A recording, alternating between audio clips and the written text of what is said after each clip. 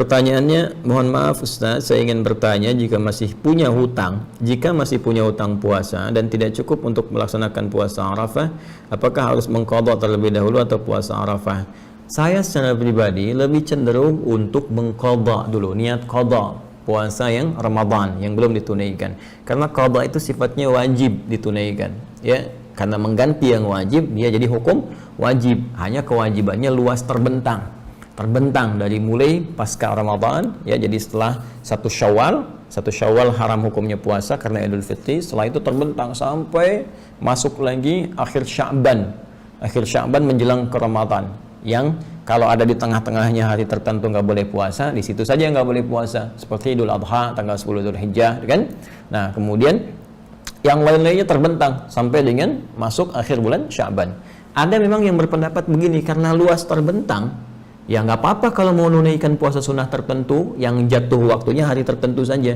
Seperti puasa Arafah misalnya tanggal 9, ya niatnya puasa Arafah dulu saja.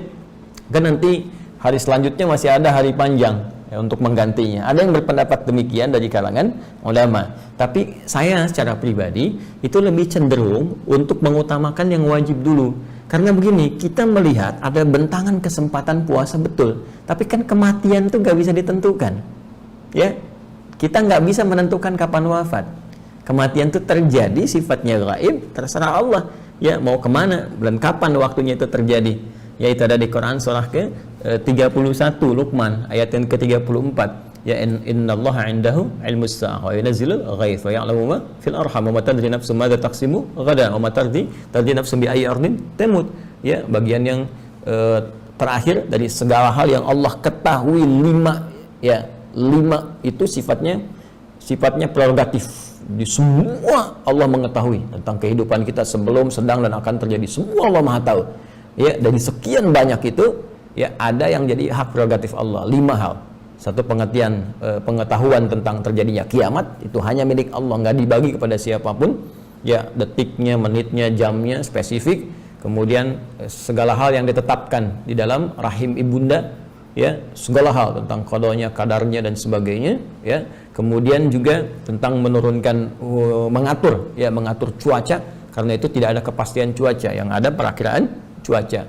Apa yang akan terjadi kemudian, ya, kita nggak tahu bahkan semenit apa yang akan terjadi ini setelah ini, ya. Yang terakhir, kapan dan di mana kita wafat. Nah, karena kita tidak bisa menduga kapan di mana kita wafat, maka kita harus mengerjakan amalan prioritas dalam hidup. Karena itu kalau ada yang nggak penting, nggak usah dikerjain, ya. Apa-apa yang nggak penting dalam hidup kita sisihkan, ambil yang pentingnya. Nah, itu nanti ada amalan prioritas. Dan kalau ada sama-sama penting, cari yang paling prioritas. Di hukum kan saya pernah ajarkan, ada 5 turunan kan. Ambil dari tengah dulu mubah, tarik ke kanan sunnah, tarik ke kanan lagi apa? Wajib. Antara sunnah dengan wajib, sunnah muakkadah. Tarik ke kiri makruh, ke kiri lagi haram. Dari sini tinggal beginikan saja. Puasa Arafah yang mana nih? Oh, yang ini sunnah. Sunnahnya tengah-tengah muakkadah, tapi ada utang yang wajib. Maka karena ini prioritas, dahulukan dulu niatnya untuk yang wajib.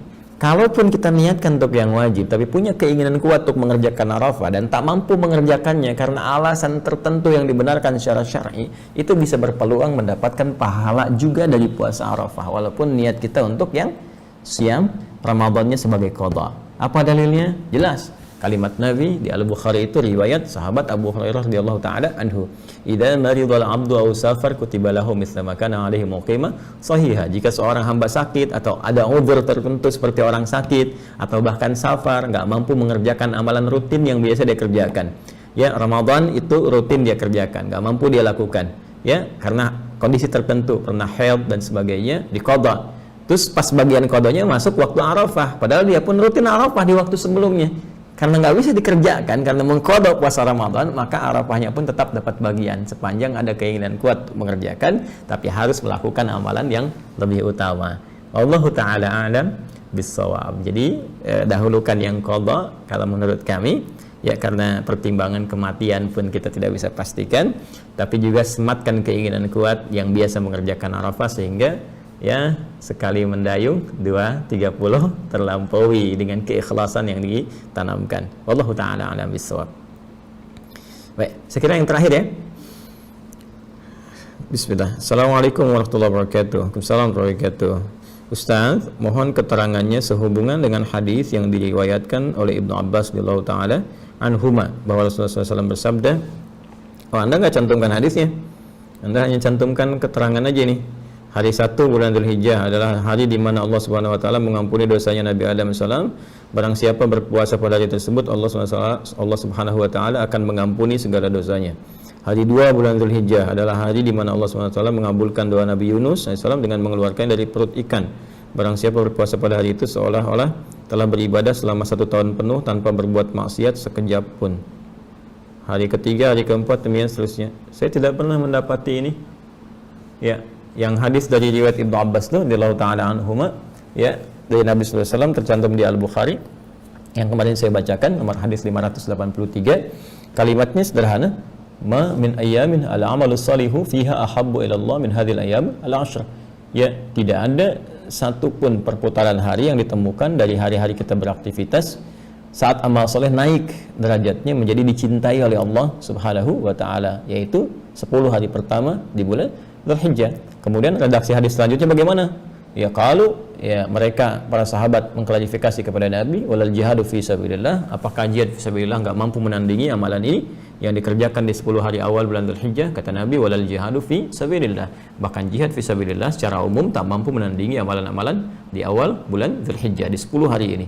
Illa rajulun kharaja bimalihi wa nafsihi wa lam yarji' min dzalika bi syai', kecuali seorang satu-satunya yang tak mampu disaingi oleh amalan apapun yang ada, yaitu seorang yang berjuang dengan hartanya, dengan jiwanya sampai dia wafat. Nah, ini yang paling kemudian tingkat paling utama dengan kondisi-kondisi tertentu yang memang mendapati tuntutannya untuk itu. Nah, ini luas, bukan hanya di medan perang ketika ada tuntutan misalnya, tapi juga di medan juang dengan pengetahuan. Ada ya dai yang dia sampai ke pelosok, masya Allah, kalau bisa tuh ada sistem ya. Saya dulu tuh waktu kecil masih ingat sekali suka dibawa juga ya oleh paman, ada wa tuh kakaknya ibu ya, jadi suka ditunjukkan ada dai-dai dari pelosok-pelosok yang soan dengan ke rumah, ditunjukkan nih dari mana, ini yang dari di Papua, ini yang dari Kalimantan, ini dari apa, dan masya Allah tulus ikhlasnya luar biasa. Dan itu biasanya juga di ormas-ormas ya, mudah-mudahan sampai sekarang masih berlanjut itu ya. Ada yang support mereka, jadi diutus ke daerah-daerah pedalaman-pedalaman dan berdakwah di sana ya, dan mengabdikan hidupnya di sana ya. Ada yang bekalnya cuma garam aja kan, ada yang disuruh berangkat tuh, tapi juga kemudian dapat pertolongan, dan dapat pertolongan dari Allah Subhanahu wa taala. Ada yang disupport per bulan dengan batas tertentu gitu kan. Nah, tapi mereka berjuang dan sampai selesai perjuangan mereka sampai wafat. Nah, itu yang sulit ditandingi itu. Ya. Nah, makanya kita doakan ya guru-guru kita tuh diikhlaskan oleh Allah, perjuangannya benar, karena sekali aja ada penyakit tuh kayak ria, kayak macam-macam, nah itu jadi berkurang nilainya. Nah, kembali kepada apa yang disampaikan ini, saya tidak menemukan, dan biasanya begini, ini wallahu a'lam ya, biasanya kalau rincian sudah spesifik pada hal yang kadang-kadang dilihat tidak logis secara syar'i, bukan secara akli. Kalau akli, akal ya terbatas nangkapnya, tapi kalau syariat kan punya ketentuan-ketentuan, punya petunjuk. Kalau nggak logis secara syar'i, secara turunan syariat, biasanya banyak kemungkinan hadisnya palsu ya. Dan biasanya hadis-hadis palsu ini dimunculkan, motivasinya sebetulnya baik, cuman caranya salah. Kenapa? Ada banyak orang yang sering mengabaikan amalan-amalan sunnah dengan pahala-pahala yang luas, pahala utama, sehingga nggak sering dia maksimalkan. Akhirnya sebagian orang itu membuat hadis-hadis palsu, motivasinya supaya orang ini mengerjakan amalan sunnah tadi. Dan ini sering muncul. Misalnya nanti ada hadis-hadis keutamaan ibadah di bulan Rajab, banyak yang sahih, banyak. Dan ini juga saya pernah temukan, video saya dipotong tuh ya. Dan semoga Allah berikan petunjuk kepada orang-orang yang seperti itu. Ya, ada orang-orang yang kadang-kadang motong video, kadang dibenturkan dengan ustaz-ustaz lain. Ya, itu udah itu kita berdoa saja semoga diberikan taufik, petunjuk. Tapi teman-teman gak usah buang-buang waktu lihat yang seperti itu ya. Tinggalkan aja. Nah, di bulan Rajab itu ada amalan. Rajab, Sya'ban, hadisnya banyak yang sahih dan amalannya tinggi. Nah, cuma orang nggak banyak sadar, akhirnya banyak juga yang nyusun hadis-hadis palsu, dibikin hadis palsu, dirinci itu. Kalau puasa sehari bulan Rajab pahala sekian, malam sholat pertama dibukakan ini sampai dengan hari kesekian. Nah, itu banyak hadis yang palsu, padahal yang sahih pun ada. Artinya tanpa berpijak pada yang palsu pun, ya kita bisa menggunakan yang sahih. sama persis seperti kasus yang ini, awal bulan Dzulhijjah dirinci itu. Bahkan tadi hari kedua ini untuk Nabi Yunus itu kan yang puasa sehari itu aja dibebaskan semua maksiat setahun yang lalu, semua dosa semua maksiatnya diampuni keseluruhannya dengan puasa itu aja. Ya bisa kebayang nggak? Ya udah tunggu aja puasa ini sehari, kerjakan sehari selesai, nggak usah puasa lagi. Maksiat yang lalu udah selesai tuntas. Ya, nah nggak begitu caranya. Ya kalau ini sudah ada hari kedua, kenapa muncul hari ke-9 kalimat Nabi yang di hadis sahih? Puasa Arafah mengampuni dosa setahun berlalu dan menjaga dari setahun yang akan datang. Ini menunjukkan kalau rincian-rincian begini yang tidak masuk nalar syar'i, ini biasanya hadisnya hadis bermasalah. Patut diduga hadisnya palsu. Ya, sebab yang dia tunjukkan tadi Bukhari Muslim. Saya sangat yakin nggak ada di Bukhari Muslim. Ada kitab bagus sekali kecil. Risalah Kutayyib ya.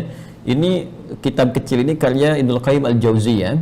Jadi judul kitabnya Al-Manarul Munif fi Sahih wa Dhaif. Al-Manarul Munif fi Sahih wa Dhaif.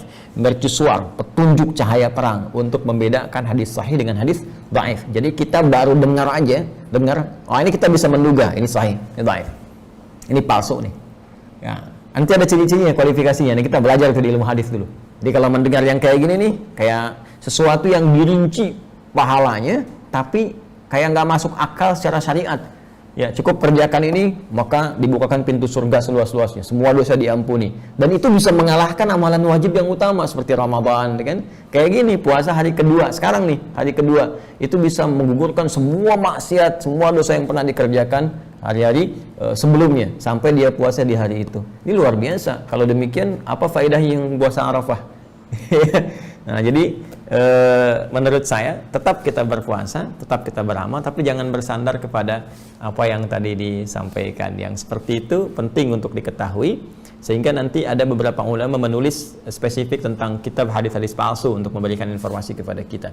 Wallahu taala a'lam bissawab. Boleh jadi karena keterbatasan saya untuk mengetahui hal-hal tadi, bisa Anda juga compare dengan ustaz-ustaz lain, ulama-ulama lain, sehingga bisa menempatkan sesuai dengan tempatnya. Ya, jadi kalau saya sederhana, ambil yang referensi paling kuatnya, isi di situ dengan amalan-amalan. Ya, hari kedua ini jangan tunggu hari 9 karena belum tentu kita wafat. Bertobat di hari kedua, minta ampunan Allah, perbanyak amalan dan sebagainya. Tentu keutamaan-keutamaan diberikan, dan dengan itu tidak menggantungkan kepada keterangan yang bermasalah. Sekira demikian teman-teman, Allah taala a'lam bissawab. Semoga Allah muliakan kita semua. Berjumpa malam nanti dalam live di Aqsa Al-Quran Sunnah Solution, insyaallah, spesifik untuk membahas makna ayat-ayat Al-Quran sesuai dengan keterangan para ulama kita yang merujuk pada petunjuk Rasulullah SAW. Selamat beramal saleh, saling mendoakan dan menguatkan. Semoga Allah ridhai kita semua. Subhanakallahumma bihamdika asyhadu an la ilaha illa anta astaghfiruka wa atubu ilaik wa akhiru da'wana alhamdulillahi rabbil alamin. Assalamualaikum warahmatullahi wabarakatuh.